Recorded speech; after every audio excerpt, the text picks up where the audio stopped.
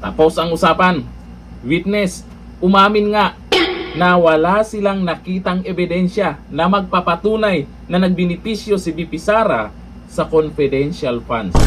Tapos ngayon, ipipilit nyo talaga? Yung mga witness na yan na lumalabas simula pa nung una, mukhang pumapabor kay VP Sara. Paano nyo mapa-impeach kung ganyan ang malalaman ng taong bayan na nanunood yan? Dito, inamin ni dating State Auditor ng KUA na si Attorney Roderick Wamil na wala silang nakitang ebidensya na magpapatunay na nagbinipisyo si Vice President Sara Duterte sa confidential funds. Nilinaw ni Wamil na wala rin siyang personal knowledge. So tingnan nyo naman, witness nyo ha. Kung mayroon na ring nakitang ebidensya laban kay Duterte. Ngunit ayon sa witness ay may ituturing pa rin na responsable si Duterte sa ilalim ng joint circular kung mayroong maling paggamit sa confidential funds dahil siya ay pinuno ng ahensya. Hanapan nyo talaga ng hanapan nyo talaga ng mali. Pero ang mali nyo doon, witness ay ang sabi wala naman daw nakita silang ebidensya.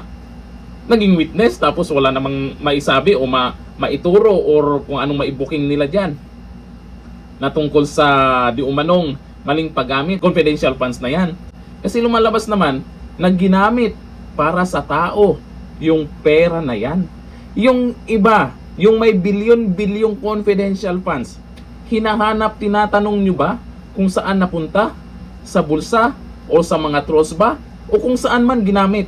Dito pa rin kayo kay VP Sara. Ayon dito sa mga nagkomento, sabi ni Edwin Perdigon, ayos, cleared na si VP Sara. Tingnan nyo naman. Sabi ni Edwin Caparas, sablay na naman yung witness nyo. Sabi ni Ronald Alarde, tumpak ang sagot sa witness.